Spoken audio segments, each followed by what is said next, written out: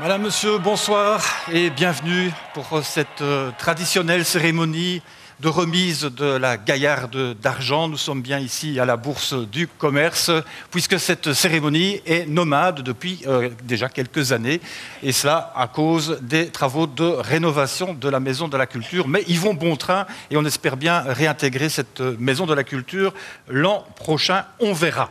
Une nouvelle tête avec moi, Nicolas Doc. Bonjour Nicolas. Alors, jeune mais grand membre du comité central de Wallonie, mais je vois que tu ne portes pas la cravate avec le coq. Pourquoi? Parce que je suis encore membre adhérent. Adhérent, effectif, c'est quoi la différence? Le coq. Le coq, ben, c'est clair, c'est clair. Alors, pourquoi avoir réintégré ce comité central de Wallonie pour lui donner un peu un souffle de jeunesse? Oui, entre autres, et aussi l'amour pour Namur, le folklore, le patrimoine. C'était vraiment un peu pour redynamiser aussi, et l'envie de m'investir dans quelque chose de nouveau. Alors justement, des nouveautés, il y en a quelques-unes cette année. On peut commencer d'abord avec jeudi, l'ouverture, on va dire, officielle. Oui, tout à fait. Donc avec la traditionnelle soirée d'ouverture des fêtes, avec l'inauguration du chapiteau de la place d'Armes, qui sera pour l'occasion renommée Place des Namurois. Avec un groupe mythique namurois, c'est le groupe Attitude. Attitude, qui sera bien sûr là à partir de 9h. C'est ça. Alors, samedi, devant le théâtre, qu'est-ce qui va se passer? Alors, le samedi 15, place à notre folklore. Une fois encore, nous avons décidé de le mettre en avant en lui procurant plus de visibilité, puisque les chasses de bois se déroulera cette année sur la place du théâtre, suivi d'un rodeo final avec des représentants de tous les groupes de folklore namurois. Alors dimanche, tout le monde connaît, hein, c'est la traditionnelle cérémonie au cimetière de Belgrade. C'est vraiment l'ADN du comité central de Wallonie. Tout à fait, et cette année, elle s'offre une cure de jouvence, si je puis dire, puisque nous avons décidé de mettre une nouvelle fois les enfants en avant par le biais d'une mise en scène orchestrée par une comédienne de la célèbre compagnie théâtrale Les Baladins du Miroir. Quant à l'orateur du jour, ce sera Bernard De Vos, délégué général aux droits de l'enfant, qui expliquera aux jeunes l'importance ainsi que la signification de ce genre de commémoration. Bien, Nicolas, ce que je propose aussi à toutes les personnes qui sont parmi nous, eh bien, c'est de découvrir aussi en images, sans commentaire, mais en images, les différentes facettes des événements organisés par le CCW. C'est parti.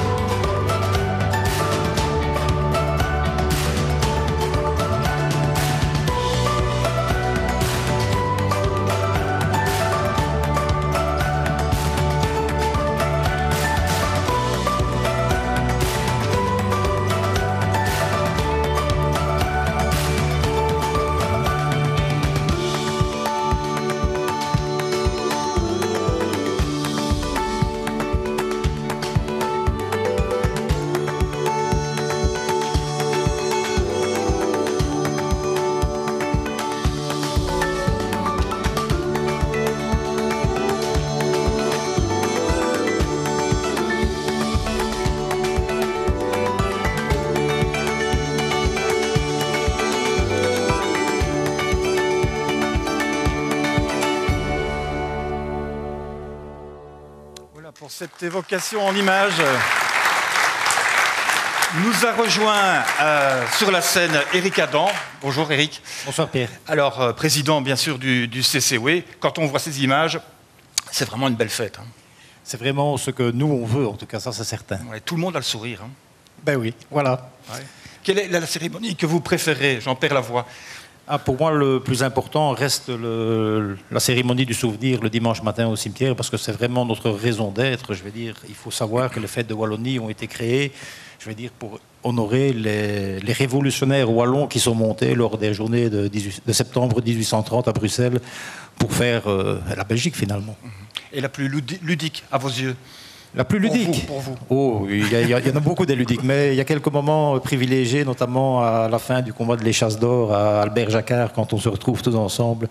C'est un moment à vivre. Alors, Éric, on l'a déjà un peu évoqué là tout à l'heure, il y a vraiment la volonté du CCW d'opérer un retour aux sources? Tout à fait. On ne voulait pas que les fêtes de Wallonie ne soient qu'un festival musical supplémentaire après tous ceux qui sont déjà organisés en été. Donc on voulait redonner, je vais dire, un petit peu de visibilité à nos animations en programmant le folklore qui a toujours son succès et toutes les animations de tradition. Alors comment on s'organise au sein du CCW pour décerner et d'abord déterminer le lauréat? Mais ça se passe déjà plusieurs mois à l'avance. On lance un appel à tous nos membres en leur demandant si parmi leurs connaissances ou dans leur mémoire, ils n'ont pas un candidat potentiel à la Gaillarde d'Argent. Et puis on liste tout ça et en conseil d'administration, on analyse toutes les candidatures et en fin de compte, on vote. Oui, à l'unanimité ou bien c'est collégial? Non, c'est à la majorité. Donc voilà, il y a certains qui sont plus attachés aux valeurs de certains candidats, d'autres à d'autres. Et donc ça se passe bien, en toute convivialité en tout cas. Et cette année, c'est bien sûr le comité qui organise la brocante de Templou. C'est venu immédiatement? Ça a presque été une évidence quand on a vu la candidature, parce que voilà, un événement créé par des bénévoles qui attirent entre 100 et 150 000 visiteurs sur le week-end, c'est exceptionnel, et à Namur et même en Wallonie. Savoir qu'il y a des tours opérateurs qui proposent des week-ends à Templou, au départ de l'Angleterre, c'est quelque chose qu'on ne s'imaginait pas non plus. Et puis quand on nous a cité le chiffre de 2 millions de bénéfices générés depuis 40 ans et redistribués à l'associatif local, je pense que là, le choix était fait. Ouais, le choix s'imposait. Eh bien, Éric, ce que je propose, c'est de découvrir aussi en images à quoi a pu servir ces 2 millions, c'est même un peu plus de 2 millions d'euros dans la région de Templou. La belle histoire a donc commencé il y a 40 ans. Templou est devenue la plus grande brocante d'Europe et pourtant, au départ, les Temploutois n'y croyaient pas. Il y avait une fancy fair qui durait depuis 10 ans et un membre du comité nous dit pour les 10 ans, on va faire une brocante. Il était passionné de ça. On a dit non, on ne va pas faire ça. Il a insisté, on a dit allez, voilà, tu l'as fait ta brocante. Et donc en 78, la première, il y avait ici derrière moi une trentaine de brocanteurs sur la place. Une trentaine de brocanteurs et à présent ils sont plus de 1000. Comment dès lors expliquer cet incroyable succès? Je dirais la qualité, parce que je pense que Templou est resté une brocante et une manifestation de collection de très grande qualité, ce qui fait qu'il y a beaucoup de gens qui viennent de l'étranger d'ailleurs, parce qu'on a vite une braderie quand on fait des trucs comme ça, on vend un peu n'importe quoi. Ici à Templou, je ne dis pas que tout est parfait, mais on gendarme, on a des patrouilleurs, comme on explique ça, qui font le tour de la brocante et qui essayent de voir, bon là vous ne pouvez pas vendre ça, vous ne pouvez pas vendre ci, etc. La brocante de Templou bénéficie donc d'une belle réputation. Il y a aussi tous les à côté, avec un festival de BD, des concerts et un feu d'artifice. Différents ingrédients qui attirent le public et qui génèrent des bénéfices. Mais pour les organisateurs de la brocante, pas question de garder cet argent pour eux. En fait, comme on générait du bénéfice, on n'allait pas thésauriser cet argent à ne rien faire. Donc on s'est dit aussi, il y a plusieurs associations du village. C'est vrai qu'en tant qu'association, c'est parfois difficile de se mettre en route ou d'avoir quand même des fonds. Et là, on s'est dit, on va les aider. Donc chaque année, chaque association du village a son propre subside. Parmi ces associations, on retrouve notamment le club de tennis de Templou. L'ASBL Brocante de Templou est d'ailleurs propriétaire du site où se trouve le club. On y retrouve également un terrain de football, des jeux pour enfants, une aire de détente et puis depuis peu un hall et un clubhouse, de quoi permettre au club de tennis de se développer. L'infrastructure nous a permis d'avoir une école de tennis où nous comptons plus de 100 jeunes, et vous pouvez en voir ici. Et donc, ça nous a permis donc d'évoluer. Ça nous permet aussi à l'avenir, puisque ce sont les jeunes qui plus tard informeront les membres du club. Donc, l'espérance du club est considérablement augmentée. Le fait aussi que nous avons actuellement donc 300 membres et que nous comptions avant cette infrastructure une centaine de membres. Donc, tout cela nous a permis d'évoluer à tout niveau. Et ce ne sont pas là les seules retombées. La brocante de Templou a également financé une partie du nouveau hall Omnisport. Les Temploutois bénéficient d'ailleurs de réductions à la location. D'autres projets sont encore sur la table, avec la suite de la rénovation de la salle Saint-Hilaire, par exemple. Bref, Templou vit pour et par la brocante, et la belle histoire est loin de s'arrêter. Et on peut applaudir...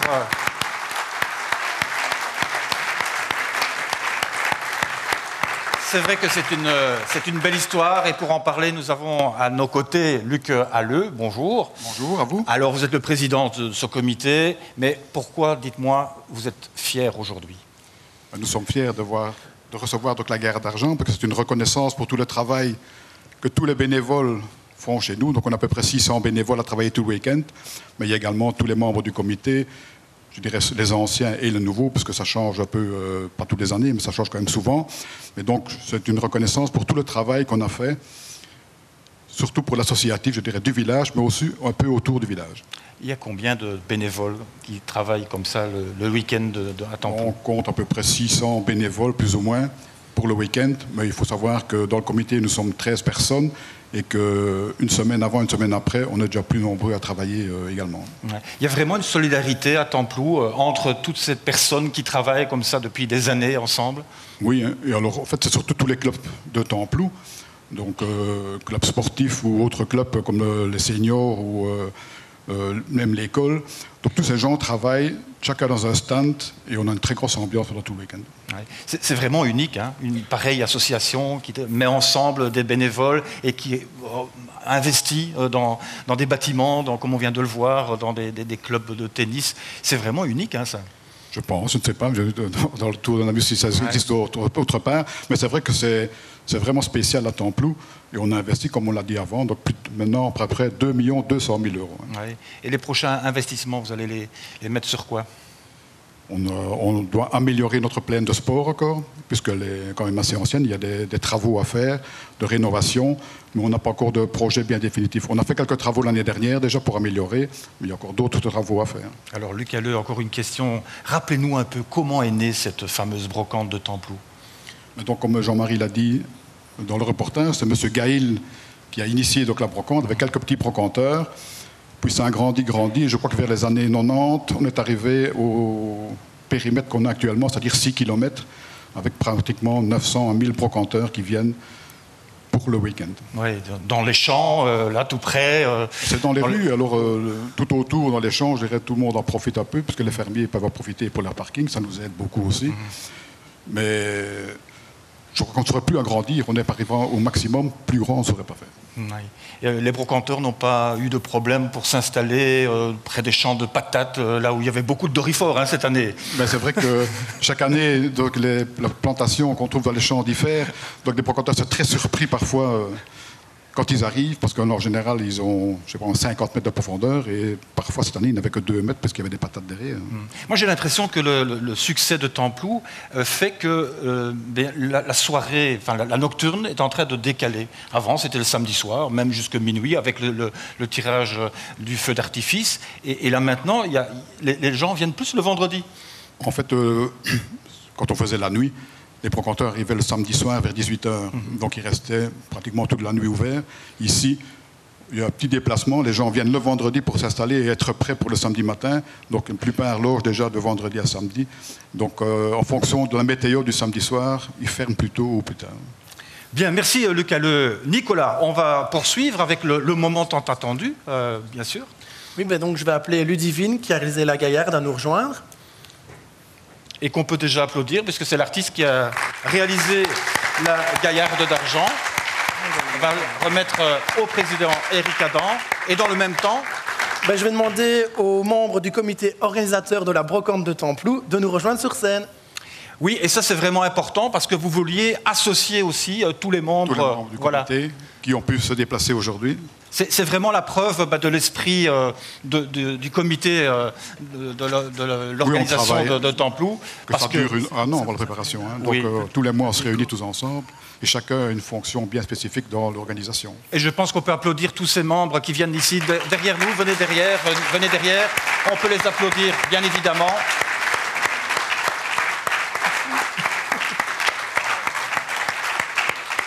Et je propose, Éric Adam, président du CCW, eh bien, remettez cette gaillarde officielle à Luc Halleux. Merci beaucoup.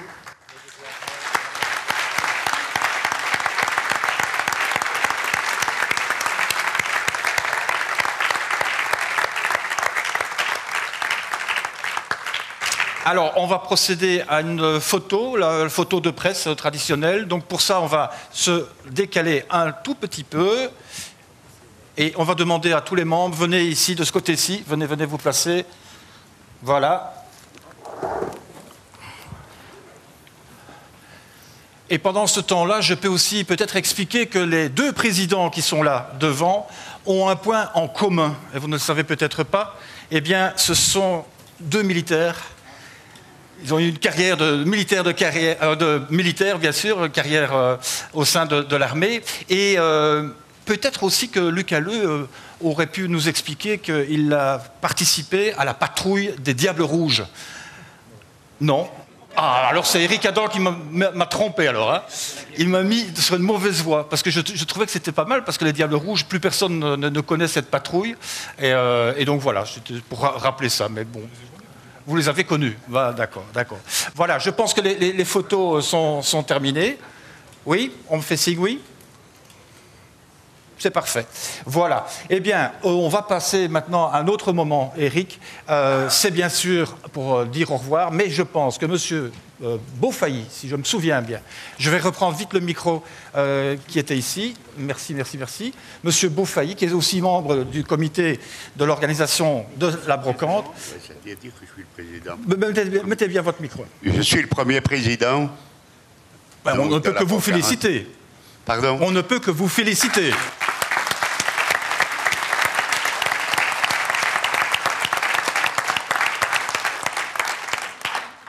Et vous vouliez vous adresser, je pense, en wallon. Mais bien, nous sommes fort fiers et bien binoges d'avoir reçu le Gaillard d'Argent 2018.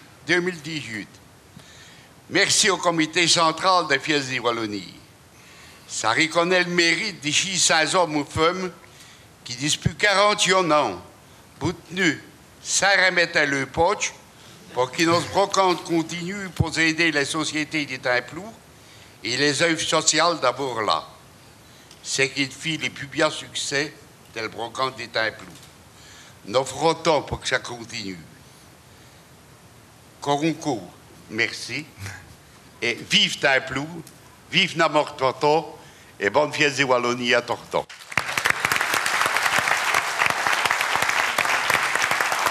Merci beaucoup, premier président de Templou, qui a toujours la pêche.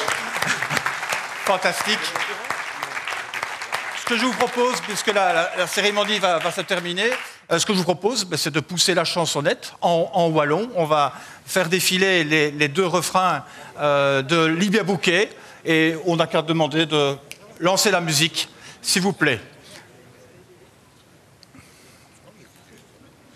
Elle devrait arriver, cette musique. Voilà.